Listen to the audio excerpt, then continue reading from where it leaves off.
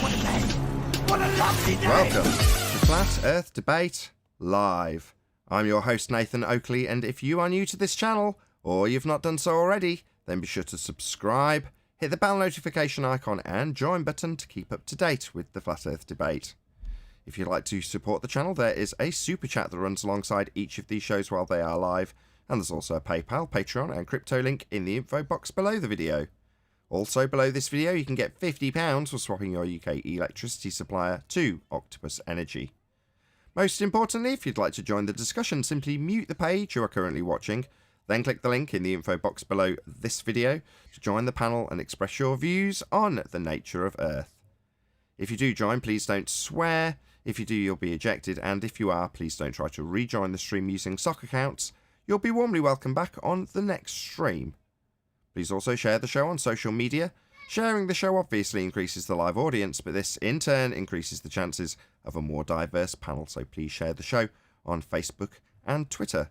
Now we are joined by 10th Man, Adam Meakin, Neil, Chocolate Sayin, and a whole bunch of people in Discord, so welcome one and all. Good morning.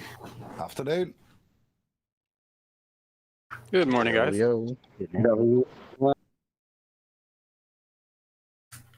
Morning, hello, welcome one and all. Any evidence of a physical geometric sphere edge horizon, formerly known as Earth curve? You're going to need R for that. Yep. Not in Oklahoma. Formerly known. Don't they still spin that old wives' tale about boats going over the curve? Yeah. Yeah, you don't have to go far either. It's on plenty of other channels where they're still claiming how much drop there is. So, yeah. So they're saying they have R? No, I've asked them. Most recently, I saw Conspiracy Cats in Arwin's chat prior to his 1000th show. Big shout out to Arwin, by the way, for hitting 1000 early bird shows. Cool stuff. But, yeah, I asked him 10 times for R. And he asked me to meet him on a neutral platform as a reply.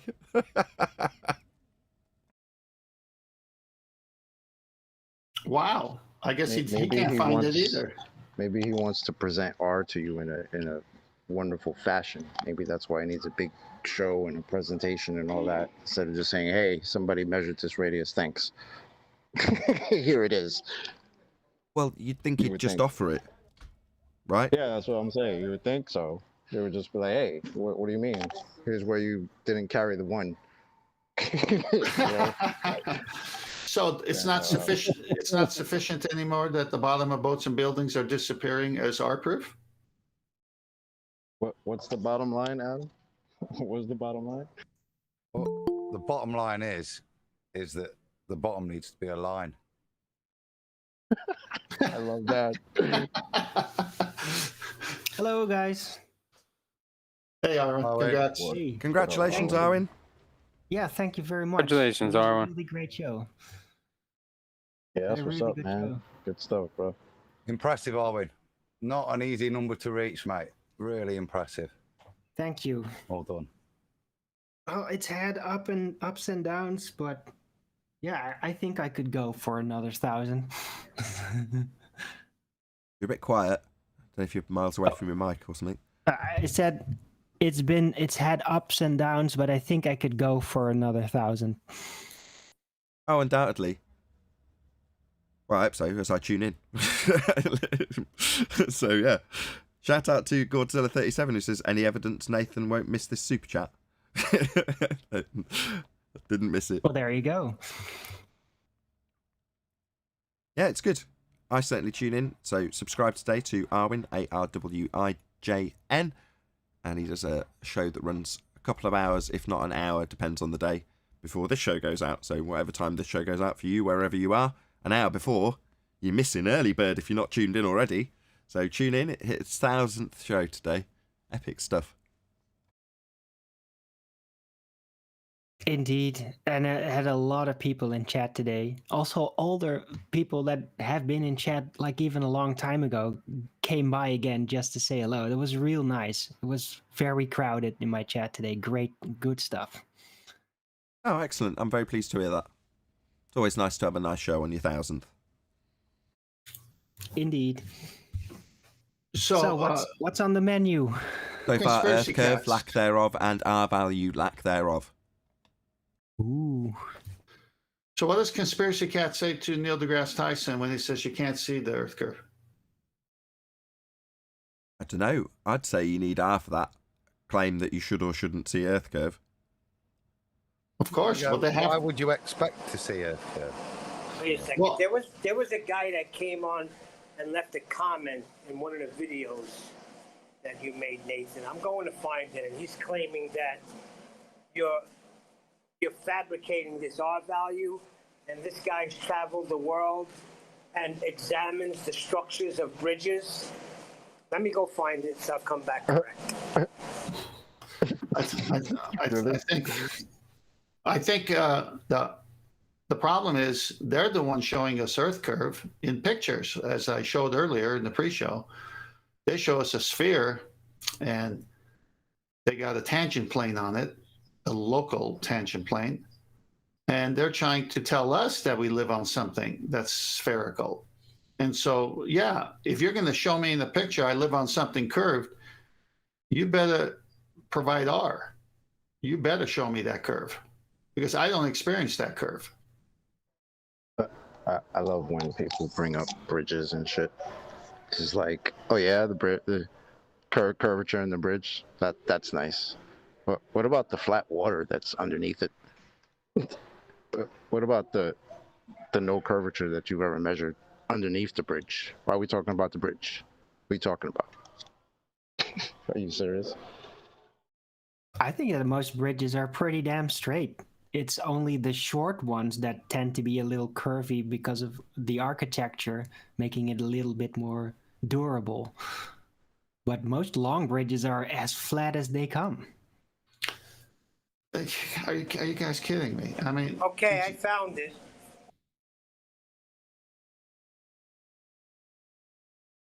Shall I read it? Yeah? Okay, it's a comment, so I don't even know. It's an equation, so I may get it wrong. It says F equals G, then in parentheses it has M1 star M2 slash R star 2, ends the flat earth story in less than a few seconds. This is why Nathan needs to pretend R doesn't exist. Let's just wait and watch. Studying suspension bridges around the globe, we can deduce the R equals H star D slash parentheses S slash 12. H equals height of the towers, D equals distance towers are apart at the base, and S equals the added separation at the top of the towers. 10 suspension bridges around the globe all come within 1.5% of the true radius of Earth. Will Nathan say all 10 bridges are wrong because they ruin his story too easily? Let's just wait and watch. There it goes. I could post Baffle it. him with bullshit. Can I address that? If you want, George, feel free. Well, anything that is built, it needs to be drawn first. And once it is built, it needs to respect whatever drawing says. So if the drawing says is you building on diagonal or whatever angle, that's what you're going to do as a builder. So if the project of a bridge says that the bridge is all the pillars are plumbed, all the pillars are plumbed, meaning they all run parallel to each other. If the architect draws differently, we'll have to respect the drawing because that's what we're trying to achieve. Now, to assert this unexistent vertical drop, even on suspension bridges, it's a long shot. Yeah. It just sounds like begging a question to me. Like, okay, that's nice for the bridge. Where's the curve of the Earth? Nathan, I got 2 pictures of Master B that will help Chocolate's point get across. Chocolate, this guy has checked out these bridges around the globe. Are you kidding me? No, Okay, what are you talking about? That sounds like a conclusion all in the assertion. That's nice. Okay, I've got your image up, 10th man, first bridge. Yeah, I mean, it's the design of the bridge.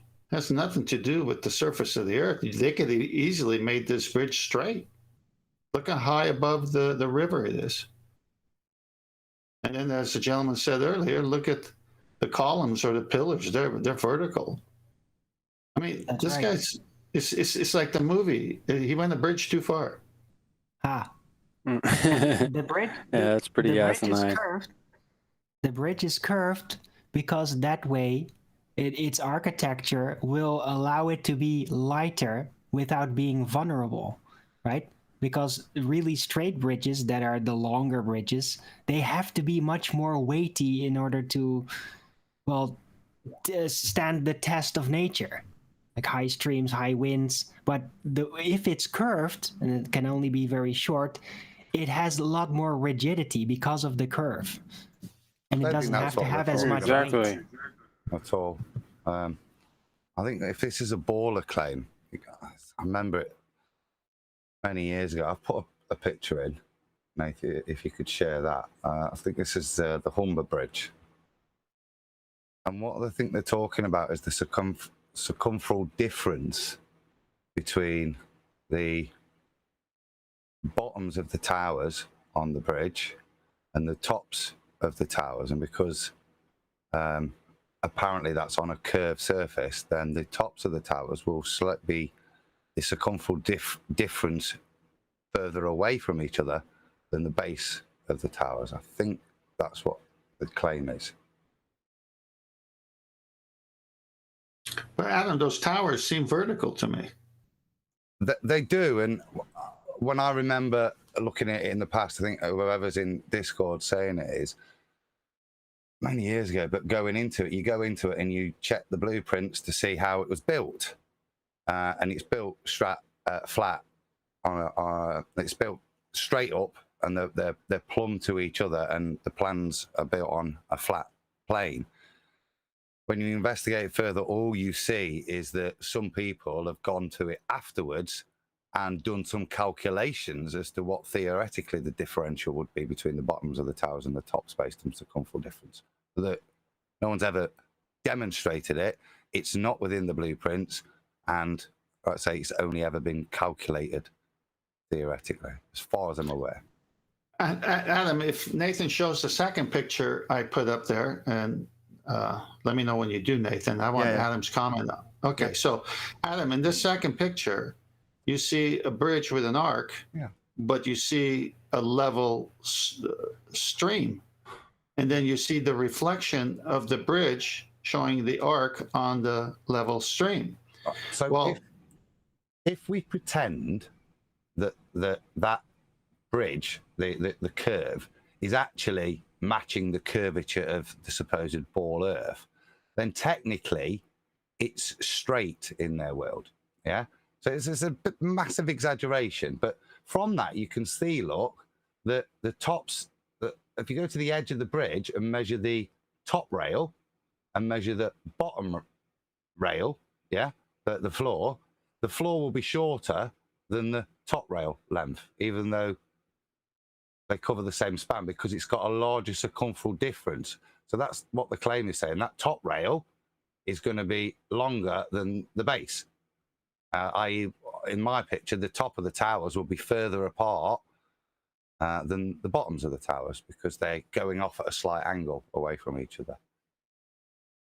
Okay, what about, Adam, the vertical posts from either end on an angle, and the one right over the top, it's vertical like a 90? Which bridge am I supposed to be on? The second one. The one with the reflection on the water. Yeah, I'm on that one. Looking It's okay. at a curved bridge. So, I'm trying to put it in an analogy that's the curvature of the Earth. Yeah, I know the water would be curved underneath it as well, wouldn't it, in their paradigm? But that's the claim I think they're making, that the top is longer than the bottom because of the circumferential difference.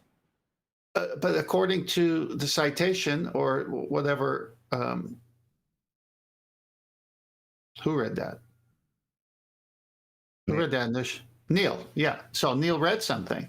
Well, he's tying it into the curvature of the Earth. Well, here it is. Here we got a perfect example of a curved bridge that's supposed to match the water curving below, but the water ain't curving below.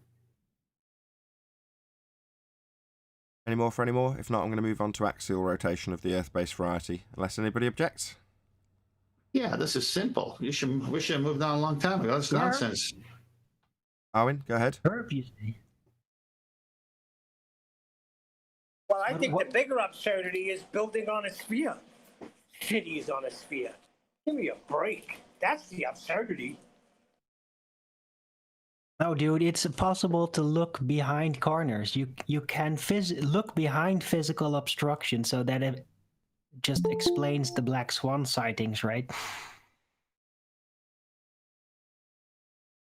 Just say a quick hello to Brian before we move on to axial rotation. How you doing, Brian?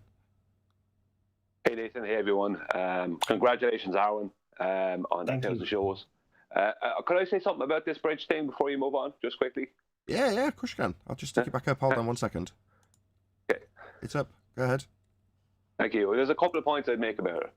Number one, what's going on here is there could be actual drawings of the bridge, and what the people are doing is they are doing globe Earth mathematics as how much the pillars of the bridge would differ from the bottom to the top, which is purely a calculation, because it would be so minute, even on the globe Earth, it would be so minute.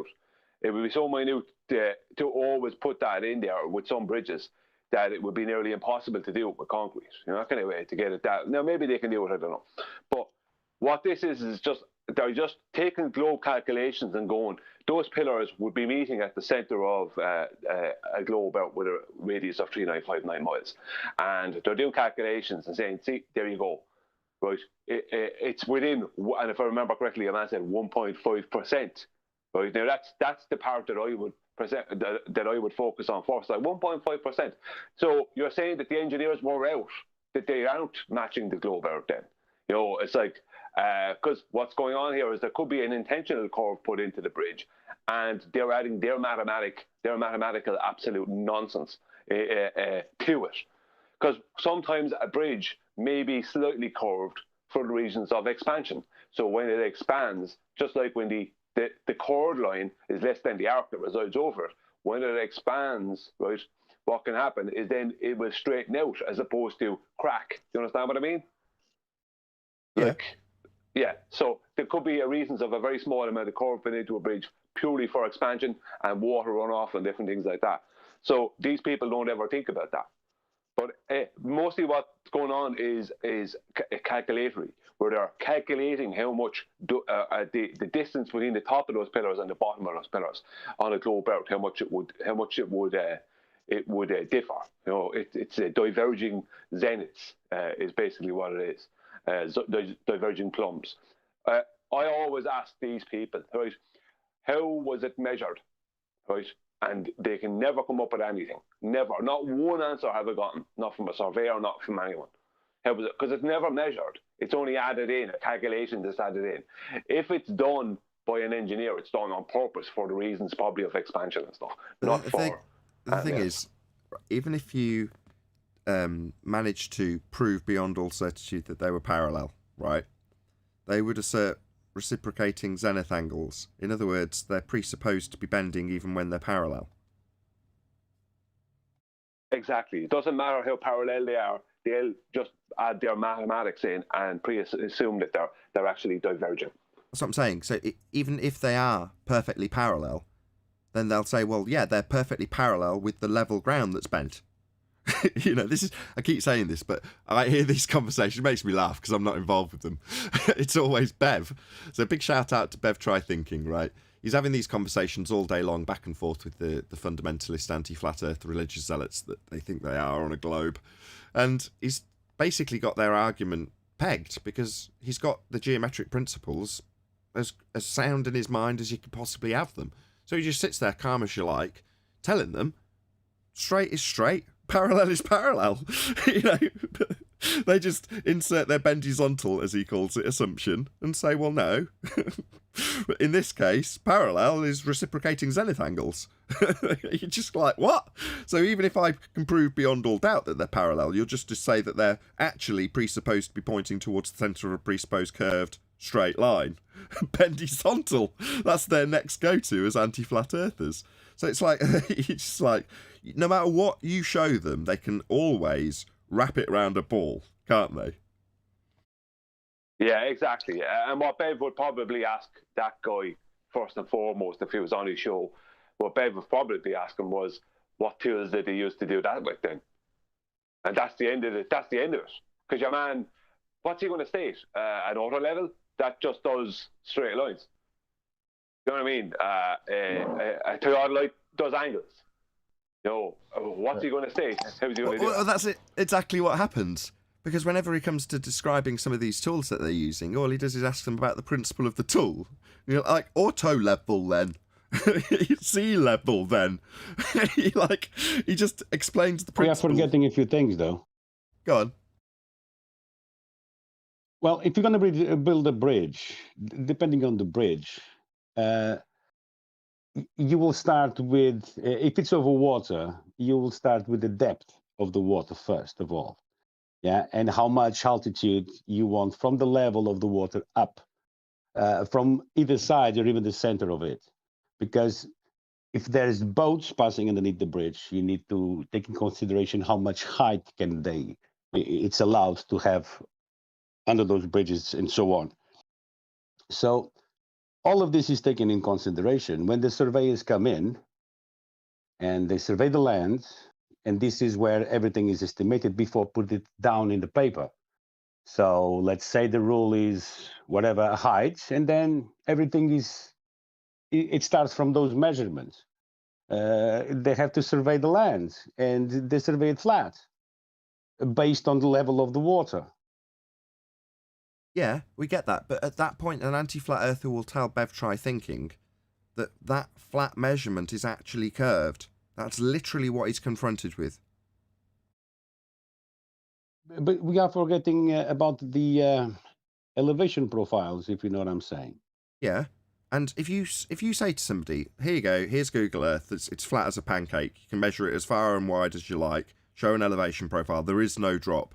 And they'll go, well, when it was measured when wrapped around a sphere, and all of those straight lines are actually bending around a presupposed spherical Earth. Look at the CGI image that's above it. Obviously, it's curved. You can literally draw out a line that shows a completely flat elevation profile, but because on the model above, the CGI model, it shows it curving, they go, there you go. That's all they need. They just need a CGI model to show a bent line straight. Or a straight line bent, I should say. Yeah, they're going to have to beg the question. Yeah. Sorry, go on, Brian. Yeah, just to George. You know, George is making good. It's George, isn't it? George is making good points. Yeah, making good points. Like, it's just logical points. I'm not sure if George works in engineering or that, but it doesn't matter. But yeah, it's like, how did they measure? That's the first thing I asked. How did they measure this supposed diverging plumbs? You know, they can't. They can never claim a measurement, because if they use the plumb, then it's just straight down, right? So if I have two plumbs and they're 200 meters apart, two plumb lines 200 meters apart, and I build off of those two plumb lines, then I'm building off of the straight down of the plumb. So they have to then claim that straight down is going to the center of a globe, and then they just calculate it that it does. You know what I'm saying, afterwards? But they're not after proving that the plumbs are diverging. They're only like, it's back to, well, they have to be diverging because we're on a globe. It's back to that mentality. You know, well, they are diverging because we're on a globe. So it's like, straight away go past the fact that they're just showing straight down and there's no evidence that they're diverging from the tops to the bottoms. Forget all that. Just, we're on a globe, so they have to be diverging. And we know by matching them to the radius of the globe, right, the one they don't have a measurement for. So we know by matching it to the calculatory radius of our globe that they will diverge. And then they'll give you the amount they are actually after diverging by. Do you know what I mean? They then end it by telling you and giving you a calculation for how much, and call it a measurement of how much these two plumbs actually diverged by. It's like, that is how crazy they are. Did the guy in the comments say he was 1.5% off or something of the radius? Is that what he said? I think so. Yes, chocolate. In the proof, if you work in the that field, the radius is correct. if you work in the field, go ahead. Go ahead, man. sorry, man. If you work in the field and you use these tools, you know that plumb lines, they run parallel. That's how we do framing. I mean, that's how you draw a square on a piece of paper. You draw an horizontal line, which are an horizontal line or a level line. It has a specific vector, let's call it like that. And then you have the vertical lines, the 90-degree lines. They run parallel. That's how we do framing on doors or on anything. In large scale or lower scale, it doesn't make a difference. The tools are still the same. We use water levels for long distances to make sure it's level. And the water level, bigger it is, more accurate it is, rather than do small measurements and then put them all together. It's preferable. It's more accurate if you use larger ones. Okay. Okay. You mentioned a water level, and I've literally watched this argument progress again for Bev Try Thinking. So you describe how a water level works. You've got all the little pipes coming up, like imagine 2 or 3. Typically, a helicopter's going right over me now. Bear with me. There we go. So you've got all the like U-bends with all the water in, and you can see them all lined up perfectly level. But if you look down the length of it, you can see they're clearly dropping away from you. And that's because it's actually curving around Earth with gravity. That's what I've heard Bev had to deal with when detailing a very specific tool that you've just detailed. So how would you cope with that when someone tells you that if you look down the length of it, you can see it dropping away visually? Yeah, visually, I could agree probably with you, but that's not how we do. The way we do is actually with a physical line. So you use a water level, and both ends, we know that those both ends of the tube that you are using, of the water level, the surface of the water, once the water is at rest, will be at the same level. So you'll mark on the wall on both sides. And you'll move the water level again, you'll mark it again. So once that you have several measurements, just a pencil mark on the wall, then you bring an actual physical line, a long line that is stretched throughout, and it's double checked the line to match the marks of the level.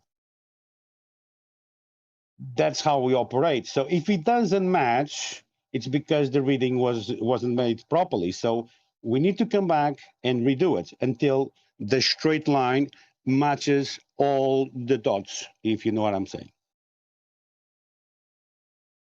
Okay, I heard all of it, and I'm now going to respond with what I heard responded to Bev. So all of those marks that you've described are all pointing towards the centre of a presupposed spherical Earth. What you're marking out as level is curving around Earth. Not correct, because every single of those marks, you'll have a 90-degree angles. Let's say that I'm doing those marks for the purpose of building pillars. And guess what? They need to be plumbed. So those marks, let's say every 200 meters, you have a pillar at that mark, at that altitude. Again, you'll have a straight line, not only the level line, but then the actual physical line that marked throughout. And then you have all the vertical plumb lines throughout. Locally, you might get 90 degrees. As a globe anti-flat earther, I should say, I'm going to say each of those points you might be able to mark out 90 degrees, but they're all reciprocating zenith angles pointing towards the centre of a presupposed spherical Earth, and that's what gives you your marked out as level, because they're curving around Earth. I already said that. Let me just add an ad hom, just for good measure. You don't understand. Yeah, you wouldn't stay on set for long. Hold on. You're going to refute what I've just said. Let's see how you deal with it. I'm just recreating what Bev deals with daily. Yeah, I understand that. It's nonsensical. It's comical. I'm speechless.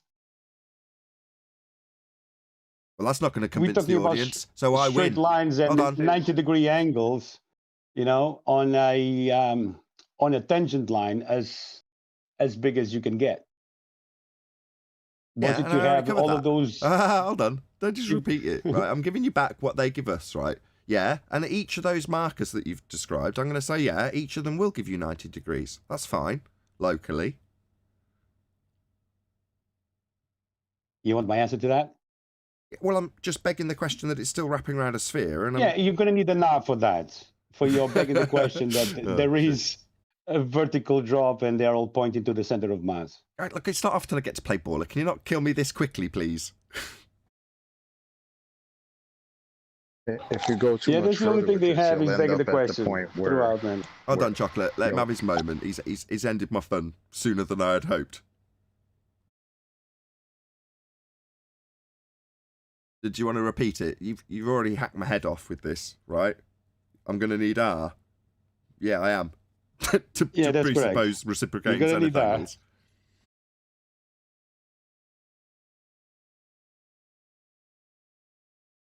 Sorry, Nathan. I was going to say, if you go too much further, guys, just want George to respond, please. You do. This is your argument, George. You've won. Yeah, I understand that. Well, it's the begging the question. You need R in order to prove your vertical drop, the center of mass where all of these plumb lines will be pointing at. You need R for that. You don't have one. The black swan doesn't show any vertical drop. Let's call it like that. Go ahead, Chocolate. Sorry to cut you off. Thank you, George. You're dead, Nathan. No, I was just going to say, if it keeps going at that point, you'll get to the state where the Glober will just say, well, the definitions of words are freaking meaningless. So there you go.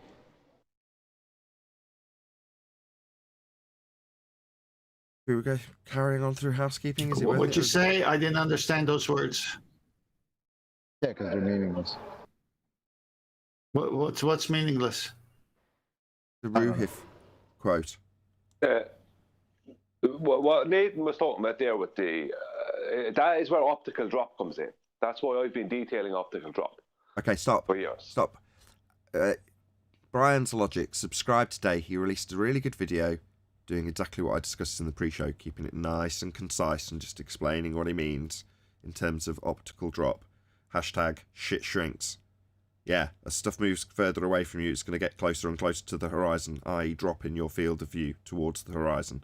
Yes, indeed, Brian. Sorry, I just want to preempt what you're going to say by saying Brian's literally just released a video about this about 10 hours ago. Go to Brian's Logic's channel, check out his video, subscribe today. Your floor's all yours, Brian. Go ahead. Thank you, Nathan. Thanks for the shout out. I've released several videos on it, and I'm just finding better ways to explain it because it's starting to be understood a bit more now. Basically, if you have all those levels across a horizontal plane, all those water levels across a horizontal plane, it doesn't matter if they are the actual true level, right? When you were looking across the top of those water levels, then your eye line is making a parallel with the ground underneath it. So as angular size change happens to each one of those vials of water or whatever, each one of those vats of water, then what's going to happen is they're going to get smaller in size as they move away. But the ground is not going to rise up. It's going to be more that the tops of them will come down. So in your view, from your perspective, it would seem like you're looking over you're looking like a foot over the top of the one at the end when your eye line is just on the top of the one at the start. It's like with a building, it's like a 20-story building. From a mile away, it looks like you're looking at its 4th or 5th floor. When it's 2 miles away, you're looking at its 8th or 9th floor. You know, that's how it appears to you because it's after changing in angular size. The ground is not going to rise up and the sea is not rising up. It's that things are dropping down towards it. That's what happens. Because you have a parallel, an optical parallel You're making an optical horizontal, right? With you're paralleling a horizontal surface underneath you, which is the ground or water. And when things move away or you move away from them, they get smaller due to angular. They change in their angular size. They don't actually get smaller, obviously. They just change in their angular size, and you could be looking at the door of a skyscraper, the front door of it, and then 10 miles away, you're looking halfway up it, or more. Maybe you're looking at the top of it from 10 miles away, because it's changed in its angular size. But it's not gone down below anything. The ground has not risen up and it has not curved down. It's that angular size causes things to drop down in your view. That's all it is.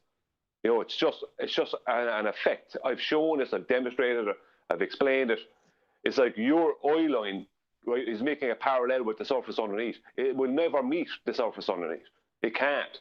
But it will appear to, and the reason it'll appear to is because that free space or that area between your eye line and the surface, that, let's say if your eye line is 5'8", 5'9", then that 5'8" and 5'9" distance from your eyes to the ground, as you move away from something, that little space will get smaller and smaller and smaller. And then eventually it'll become the diffraction limit, because you won't be able to decipher what you're looking at from the ground.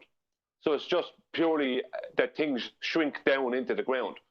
That's all that happens. The angular size, the space that is between your eye line and the ground underneath you just gets smaller and smaller and smaller and smaller.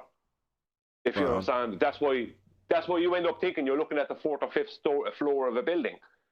Well, you're not. It's just that where your eye line is really is way down at the base. But that area is so small you can't decipher it.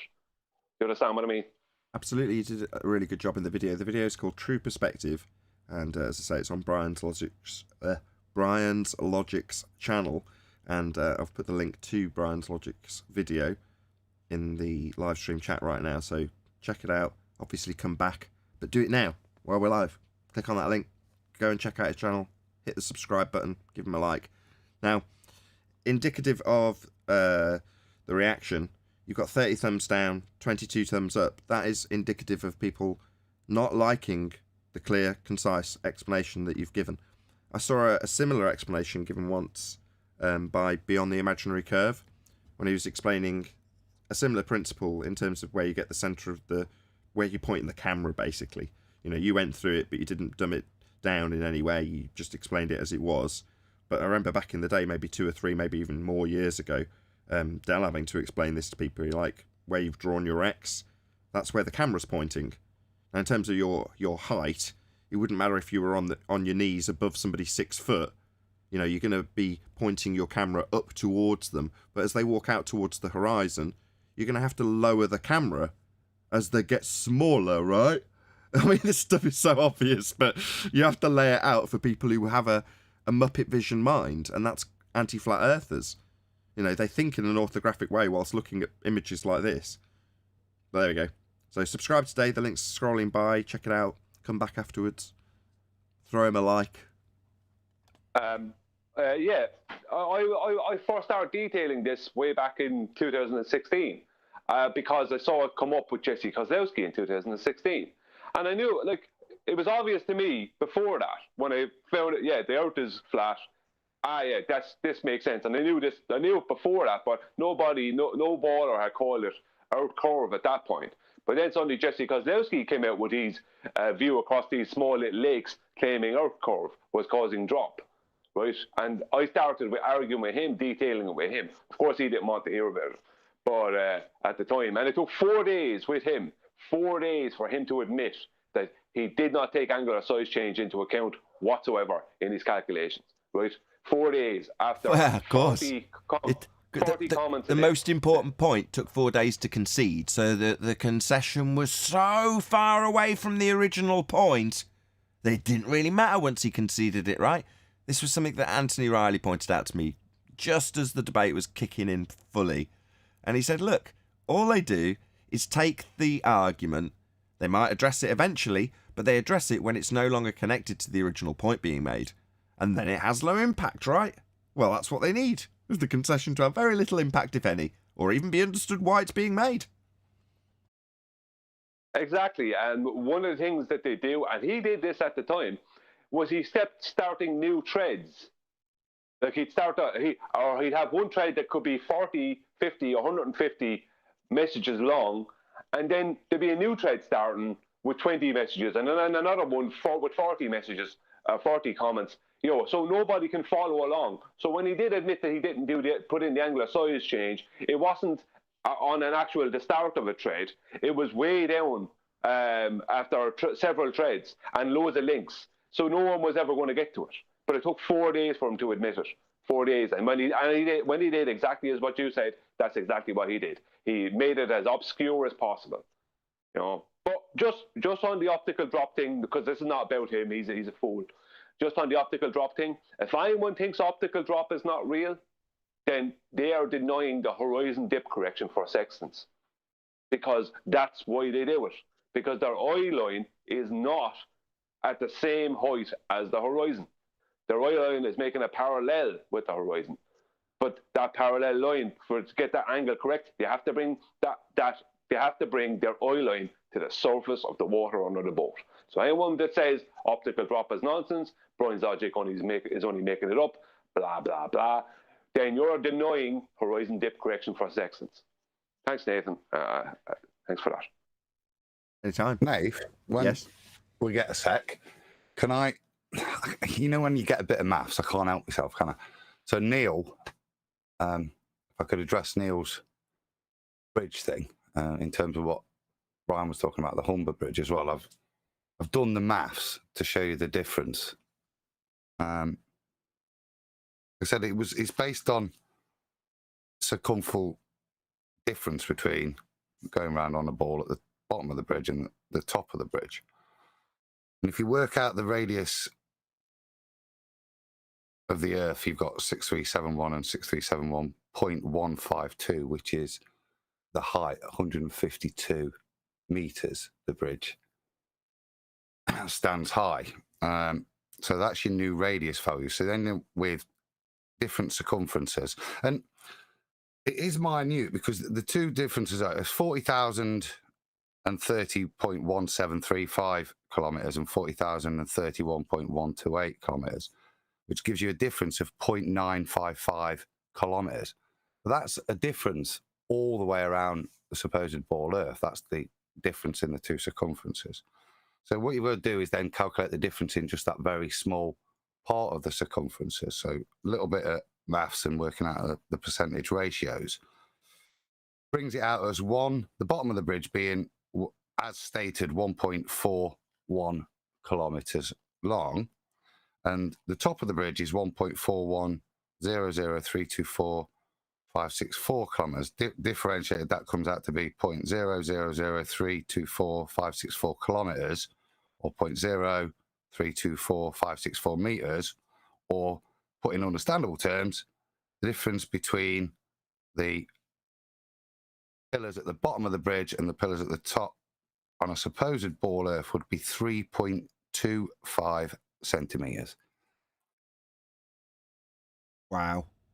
So the expansion, I've forgotten what they call them. They're like big, massive bits of metal that sort of interlace with each other that allow the bridge to expand and contract.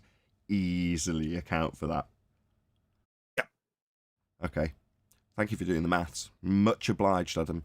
I'm just going to do a quick shout out to a few people though. So shout out to Al Junkie first and foremost, who says Globers that miss R need to be bridge slapped. Bridge slapped. Oh yeah, I get it. Very good. Thank you very much for the super chat, Al Junkie. Also shout out to Retro Bill. Says great shows lately. Thank you, Nathan and panel. Yeah, the lack of baller opposition means the shows get to have a very high education value, in my humble opinion. We get to discuss things that are nice and calm and concise, to the point where I can, interject 10th man's already concise presentations and say, hang on, let's focus on this a little bit more. It's brilliant. So I heard on a competitor's show a few ballers saying that they were boycotting the show. It's like, oh, really? Oh, that's wonderful. That's so nice that we can actually get down to the nitty gritty of it. Because a debate doesn't actually need the person who's putting forth the argument for the opponent's side to believe in that particular position. So long as that position's being put forward, Now, obviously, we would feel that we can concisely summarise your positions possibly better than you can. We can do it without the fundy interruption and the muting. We can do it without all of that crap quite easily. So the person who's watching still gets to hear both sides of the argument put across in order for us to pull it apart. And we're adept at playing devil's advocate. So it's more joyous to me for, if you anti-flat earthers don't want to join, I couldn't be more pleased. Because then all we get is the occasional globe believer join that doesn't know any better. That just goes, well, I mean, they're all very calm and they all seem very nice, but they think the Earth's flat. So, I haven't heard my argument about gravity pulled apart in this particular show, so I'm going to jump on and tell them what's what. Don't they know we've got gravity? And they come in and have their ass handed to them. And that's the globe believers that will actually make their way in when it's nice and calm and cool and collected and educational. The anti-flat earthers just come in and cause chaos. So if you think that boycotting the show is going to make things better for your side, au contraire, the only thing you actually had going for you was the fact that you could obfuscate, fundy, mute, cause a lot of disruption, make me look bad, and she got me more and more frustrated. But, other than that, not really achieving much, and I'm very pleased about that. So, happy days all round. Thank you very much for the retro build super chat, by the way. That's what sparked off that little rant. Are we back in 2016 with the boycotts now? That's where they've gone to. That's where they're at. Certainly seems to be the case, yeah. Oh, poor guys. That's a terrible shame after a whole year of losing out on your geometric horizon. Now you're getting destroyed with the sextant. Now you have to call a boycott when shit gets rough, huh? That's what you guys do? It's hilarious. Yeah. Exactly, Chuck. Sorry, Nathan. No, I was just agreeing with you. Go ahead, Brian. Just saying, when things were rough for us back when we were facing the whole world back in 2015, we didn't give up. But yeah, they came back here every day. Yeah. Here we are, still here every day. What's wrong with you guys? Yeah. Oh, boycott. Did that work out 3 years ago, 4 years ago? Did that work out for you guys? I get it though. It's a lot worse now because back then you were presupposing R all over the place, shitting on the floor with that, right? And we were allowing you to all in your Narnia, begging the question with you. Now that we don't let you guys do it, now it's a problem, right? You have no geometric horizon. Asking you for R, you got no R. That's a damn shame. No, not to argue about. Sorry. No, you're good, man. Here's the bottom line, though, right, Chocolate? Without R, their arguments have all got no foundations. They can't make any of their arguments without the R value. It relies upon them presupposing a spherical surface, either verbally, like Matthew Capucci, well, the Earth's a sphere, period, or by way of the begging the question proof of nothing perspective hijacking Earth curve calculations when they assert drop and hidden values. Like, yeah, you're going to need R for that. You're going to need to be hidden by a physical geometric sphere edge obstruction that's been debunked by the Black Swan. So you can't derive R. Al-Biruni's measurements weren't measuring a physical horizon by your own admission. It's now refracted, paradoxically leaving you with no R value. Well, that's unfortunate, but that's why we get to talk about things in the way we do now. Pull apart triangulation on a flat plane and explain how it debunks the globe and proves flat Earth simultaneously. I just want to say I really like having Adam Meakin around because when anyone throws any mathematical nonsense or anyone comes in with mathematical nonsense, they better have their P's and Q's correct because Adam, and QE too, I have to say he's very, very good at maths, but Adam just is on it like a Rottweiler. Well, Adam was cast out from Iron Realm Media, so we got Adam with an itch that needed scratching, and I think he scratches it here. Although I hope I haven't offended him by saying that. No. That's a nice analogy. It is. Like I say, as soon as I heard it, I jumped on it. Only because it just shows the nonsense. Because they come in as if this stuff is some validation. So, in the old days, that's why I knew that one. I'd done it before when it came out 3 centimeters. I remember doing the calculation before. But it was the stuff that in the early days, when there was only me, you're looking at these things and these claims, and you go and investigate, and there's only you to prove it. But it is what they use now to flim-flam, isn't it? That what Neil was given with a load of formulas, a load of washall. And as if, look, when you look at that, as if that could show you anything. I mean, the difference is, what is it between the two? The difference between the two is 1.4, so it's... What? Adam's doing maths, I can hear the cogs turning. It's less than 0.01 of a degree differential between off-plumb between the one tower and the other, even if it was. So even then, it's, you know, you wouldn't be able to demonstrate your ball. You're not doing anything again. You're not proving R, you're not showing anything. And in a way, you already have to have R to calculate your tower difference. So you'd need R for that in the first place, wouldn't you? But even in the guy's statement, didn't he say it shows it's off of R? So what are we talking about again? The effective radius? Can't even talk about your real radius? Back to that crap again. You'd have put in an adjustment for something you've never measured and can't prove, but you'd be building your bridge off. That's the reality. I mean, that's what the guy in Discord was saying. You know, that it's not there. I remember looking, it's not there in the plans. It's not there in the blueprints. So they can come with all of this stuff, but it is just a theoretical claim. And then if you bother to do the theoretical claim, you see the ludicrousness of what they're saying. It's not even something they can demonstrate. A windy day, you'd make those two towers have a bigger variance than that, you know. Chocolate. Yeah. You got to embrace the fiction in your science. Adam's last point, right? He's right. A better wind would probably give you 3 centimeters or something. Yeah. The towers will have much bigger tolerance in them than that, won't they, for stress and strains and width. I mean, the big things over the Humber Bridge. So you're going to get that movement. There'll be more, like you said, the rumble strips. There'll be more tolerance than 3.5 centimeters in the gaps in between the road that they lay down that sits. Do you know what I mean? In its plinth. So to try and then claim that those measurements in somehow demonstrate Earth curvature is just farcical. The concrete that goes into it, all those little tiny grains of stone and sand, they're not all the exact same size either, right? So you're going to have little times where there's going to be air pushing out between them and all this kind of stuff. They're not going to be exactly the same. They're all crushed up, but they're all different little sizes. So that alone, just the concrete alone, could give you a variance. Just that alone could give you a variance. If you look at how concrete is put up, how they do these things, it might be smooth. They might do it all smooth. But if you look at how they do it, it'd be very, very easy, especially over a big bridge like that. Very, very easy for that little tolerance. Very easy to happen. And if you add in wind and stuff with that, you know what I mean, and all that, and earth movements, and movements with the water as well. You have to understand the water is flowing through it and around it as well underneath. So with all those things, that'll be like you couldn't but not expect differences from time to time.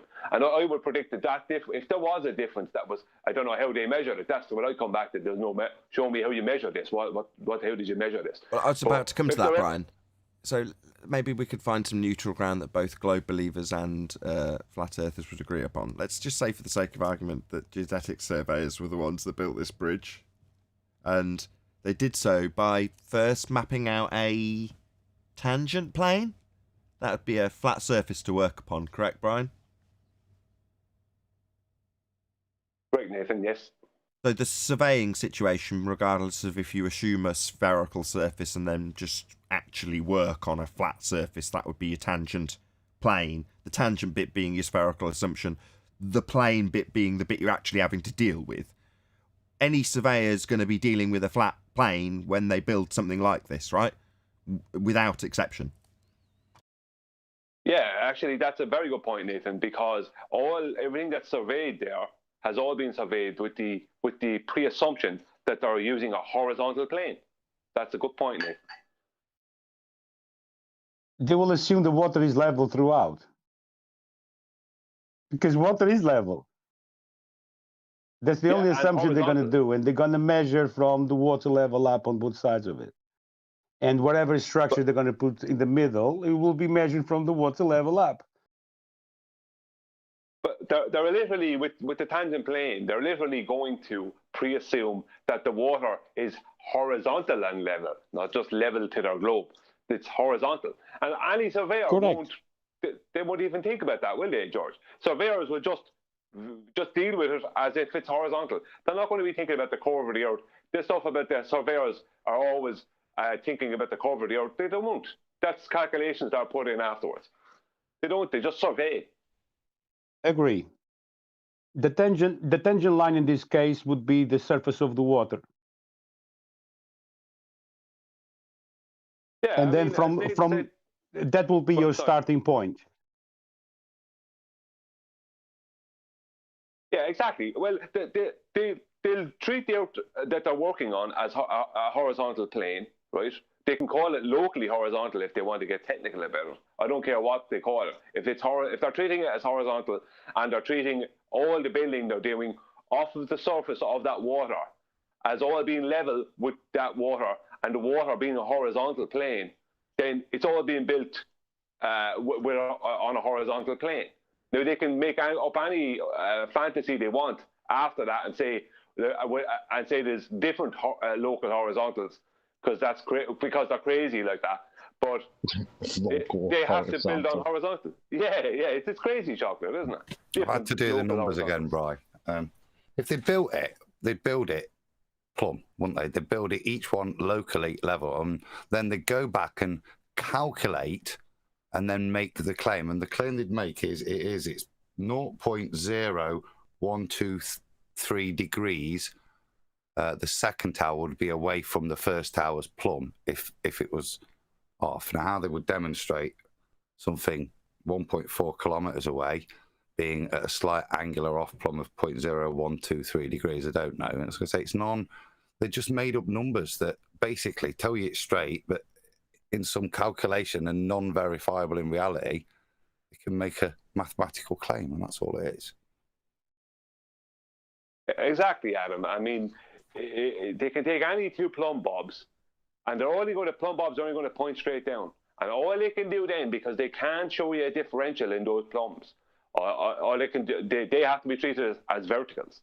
So all they can do then is later add their globe in mathematically later on and make a claim about. And as I said earlier, they'll later on add in their globe mathematically, and then they'll turn up and tell someone that they have measured diversion of the plumbs. It's like, that's the cheeky bit. It's like, hang on a minute now. You didn't measure anything.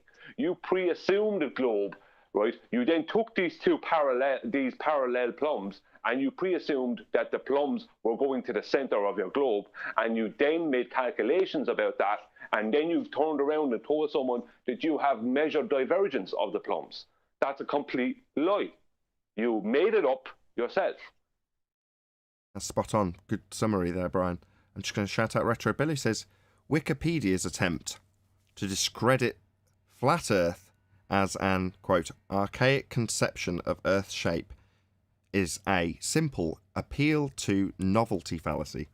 That's a new one on me, Retro Bill. Appeal to novelty fallacy. I don't know if anybody else is familiar with that particular fallacy, but thank you very much indeed for the super chat. With that, I'm going to say, though, if you are watching this on either Nathan Oakley 1980 or Nathan Oakley Premiering streams, then stay tuned, as there will be an after show to follow. Unfortunately, if you are watching this live, this is where we bid you farewell. So, a huge, massive, enormous thank you to all of you. Smashed the super chat, liked, commented, shared, subscribed, hit the PayPal link, and all that good stuff. Once again, stay tuned if you're watching on a Premiering stream. I've been Nathan Oakley, and I will see you all in the next video.